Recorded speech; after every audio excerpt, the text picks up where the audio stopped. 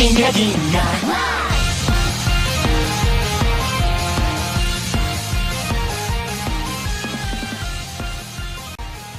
Hello everybody, Infinite Shinjo here, and welcome back to another episode of Let's Talk Anime.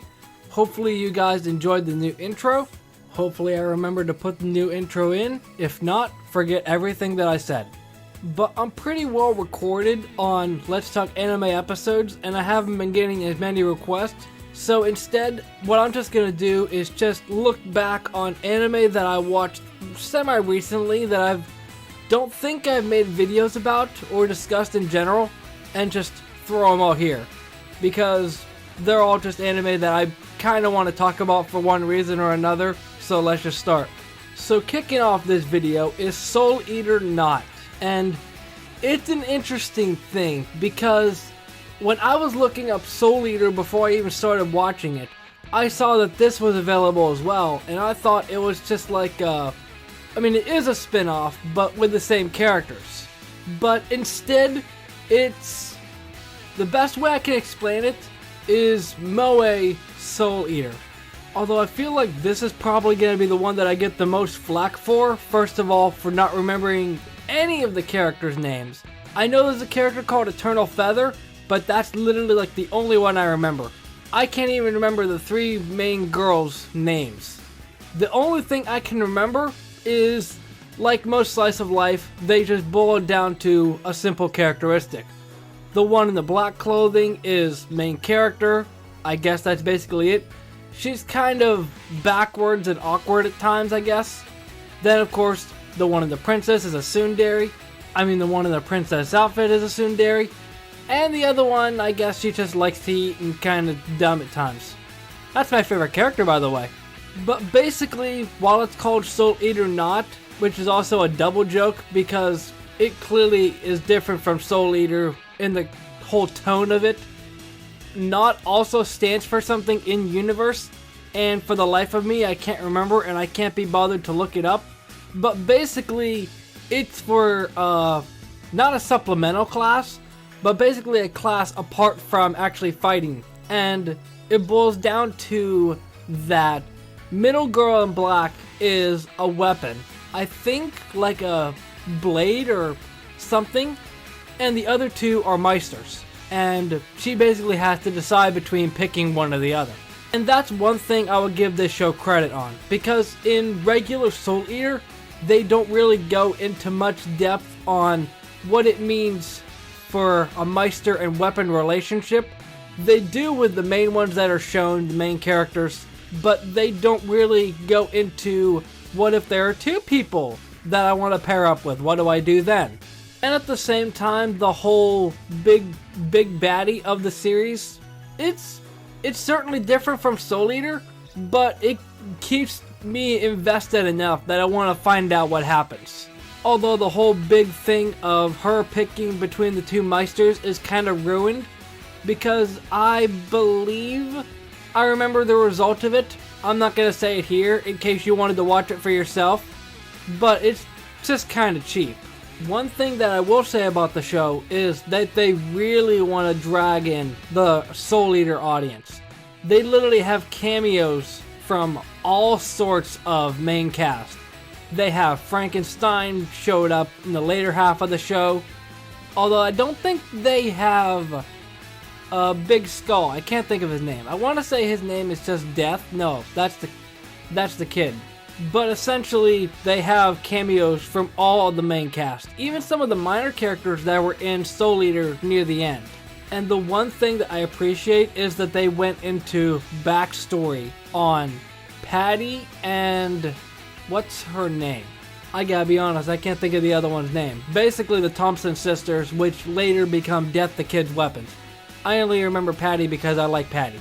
But after watching a couple of the episodes, you can tell that it's before the original Soul Eater, because Death the Kid's not at the school, and his weapons aren't Patty and the other one. But the main reason that I feel like I'm gonna be looked at kind of oddly is the main criticism that this show has is, I believe I have this generally right, that people are upset that this is basically a spin-off of Soul Eater when it's nothing like Soul Eater. And well, it's kind of in the title. But I mean, in all honesty, I don't think Soul Eater Not is a bad show. I would say that it's a little above average. I wouldn't give it more than that. I can't think of what I gave it as a score on Mao after I finished it, but I don't think it was that high. It's not a bad show by any means. If you're a fan of slice of life and you like the whole Soul Eater aesthetic, then I feel like this is a show for you. So let me not waste any more time and see what's on the chopping block next. Anima Yell. Okay. Now this one's gonna be a little more interesting because I just finished watching this almost a week ago, I think. And how do I even start to explain this? It's the group from K-On!, but they're cheerleading. That's basically it.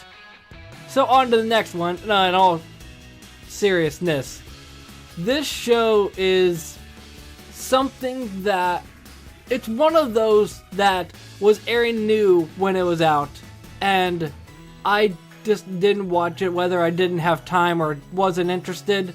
But then when I go back to it, it's not terrible. I feel like it would benefit a viewer to know something about cheerleading, just to go into it saying, hey, I remember doing that when I did cheerleading. But even someone like me that didn't, I still enjoyed the show. It was kind of dumb at first, especially with the main girl Kohane, but at the same time, I wouldn't say that it was I wouldn't say it was bad enough that I would turn it off, because it's still a fun show. At the end of the day, the core message is empowering yourself, empowering others, so on and so forth.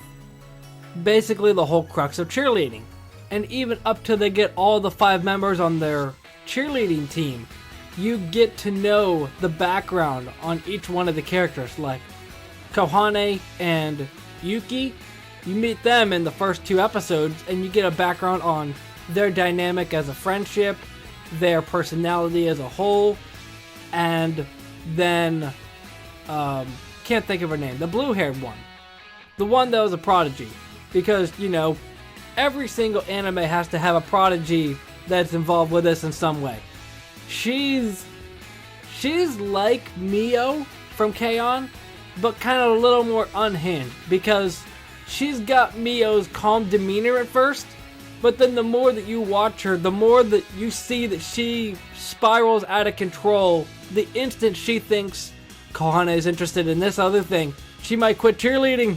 And then that leads me to the last 2. I can't think of the red-haired girl's name, so I'll just call her Tsundere, because that's basically her character trait. She's basically enraptured with blue-haired girl because they were on the same cheerleading team together, which is a nice plot point that they actually bring up later on in the show. But she wants to learn more about blue-haired girl, but instead blue-haired girl thinks that she's intimidating the Tsundere, which is a fun dynamic. And then we go to my favorite character of this show, freaking Kotetsu. Kotetsu is just great. Oh, I guess I should call her Ko-chan? I don't know. I'll call her Kotetsu because I feel like that's a somewhat unique name. I think Cameron from the black and white Pokemon anime was also called Kotetsu, so that's kind of interesting.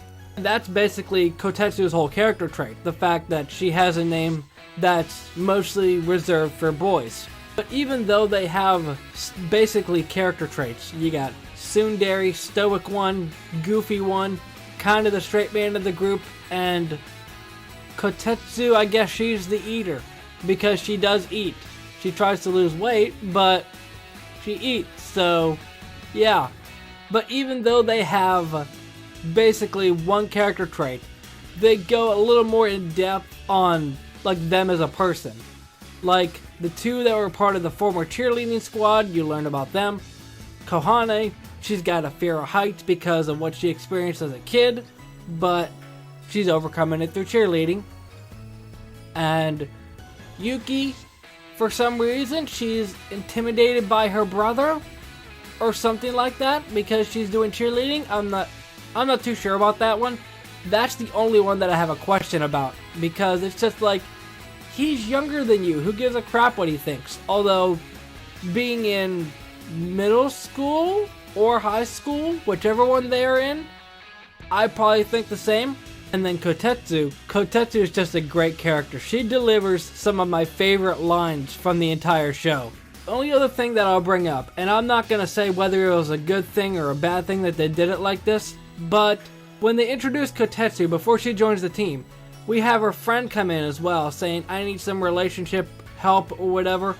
And then they find out, oh, her friend likes a girl. And the instant I saw this last year when it was new, it made headlines on Twitter. It made headlines everywhere. It's just like, Anima has a bisexual character. And I came into this show knowing that, thinking, okay, how are they going to play this? And they basically just use it for like that one episode, maybe mention it one other time afterwards, and then that's it. It's just one of those things where, okay, I get that it's a big deal, but for something making headlines, I thought it would be something more prevalent in the show. But I'm sure that there are people that were happy for it regardless, and I'm happy for them, but it's just something that was kind of strange to me. But I would say that if you like K-On!, then you probably like this, because they actually do some stuff club related more than K-On! But at the end of the day, I would say it's like Soul Eater Not. It's a little above average. I wouldn't give it more than that. And now for the final one. I've been preparing you guys all day for this, and I can't wait to show you. Wait, you saw the thumbnail? It's Fullmetal Alchemist Brotherhood. Crazy that I realized that I was looking back on recent anime that I watched, and I found out I never talked about this. Unless I did. I think the most that I talked about this with was when I was doing those anime song quizzes and the first opening came up and I mentioned, oh, I'm watching through this now. But I never did an in-depth discussion on this because I didn't finish it. Although, to be fair, I'm not doing an in-depth discussion on this show today because I don't want this video to be too long. But let me just start by saying Fullmetal Alchemist is a 10 out of 10. It's a good show. I can't believe that it's been so long that I haven't watched this. Although, between Hunter x Hunter and this, I kind of have an aversion for longer anime because it takes more time to go through, of course. Plus, in a weird sense of the word, I would feel it's probably a little hipster of me that I didn't want to watch this because I thought everybody's watching it, why should I bother watching it? If it's a mainstream thing, then it must not be that good. But I was wrong. This show is great.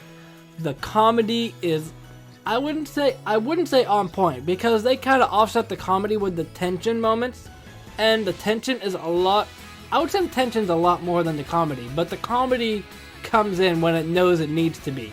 Although I feel like not watching it when it was new kind of ruins an experience for me, because it wouldn't be like I would watch one episode a week and watch how other people react to it alongside me. That's one thing that I like about seasonal anime, that I can react to stuff that happens alongside other people that are watching it, even if it is one episode a week and is very time consuming. But I watched it and finished it in, I think, maybe a couple of months, because I watched through like the first 1/3 of the show, I would say, because I was really invested. And then, I don't know, I guess between work and just YouTube videos, I kind of lost track of it for maybe a week, then got back to it. And this show, I don't want to go in depth on it because, for all I know, since I didn't watch it until last year, there's probably somebody else that didn't watch it as well. So I'll just say Edward and Alphonse are very well written. The villains are what I really like, because I guess best way to put it, the villains. I'm not going to use a technical term, but I would say that with a friend at work I was talking about this show, and I asked him who the favorite villain was. I can't remember what he said, but I think mine's gonna be Envy. Because I watched the dub of this, I feel like Envy's voice in the dub worked really well. I like it. The only other thing that I'll notice, besides the fact that this is a good show, did you hear me mention that before? Is that even though this show relies heavily on alchemy and philosopher's stones and stuff, you don't need to be a science wizard to get all this stuff before watching the show. Because they basically spoon feed you it a lot of the time. Like, okay, we know you don't know much about alchemy and stuff, but we're gonna teach you this so you know the bare minimum to understand this show, and we'll be good. Because I didn't know much about it. I knew of the Philosopher's Stone because of that random GX card that they use, but I didn't know much about it. Although I do feel like there are some pacing issues that weren't really present in the original Alchemist, from what I gather. Like, I think the scene with the professor and his daughter probably was a bit longer in Alchemist, from what I've heard from my friend at work.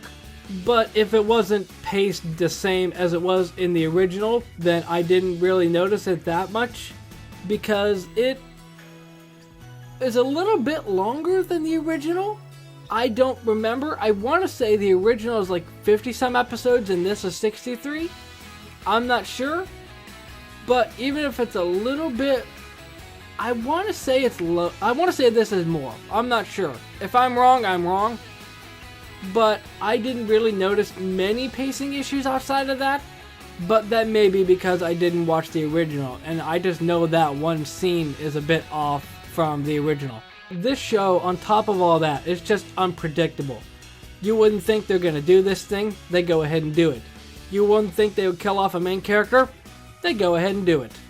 But yeah, if for whatever reason you haven't seen this show, watch it. Let me just say, all of the songs, all the openings, all the endings, they are very good. I would say my favorite out of the bunch is probably the fourth opening, period. That song is super cool. And as for endings, I would say my favorite would be, I can't think of what the title is or what number ending it is. It's that one that when it starts out, it sounds like a racing game. But if I haven't convinced you to watch Fullmetal Alchemist Brotherhood at this point, oh well, you're free to live your own life. I'm not here to tell you otherwise. But that's going to be today's video. I did kind of want to go a little more in depth on Brotherhood, but I did take time talking about Soul Eater Not and Anima Yell, so I wanted to kind of balance it out. But let me know what you think. Let me know what you think about each one of these individual shows if you watched it. Let me know if I've convinced you to watch any of these. Leave any topics for Let's Talk Anime down in the comment section. I don't really bring this up much because I always forget, but if you're not sure what is covered for Let's Talk Anime, it'll be right down in the description outlining everything that is covered, and if something's not on there, then it's not covered. But all the usual YouTuber stuff, you know the drill, like, subscribe, yada yada yada. I will see you in the next episode. Momentai.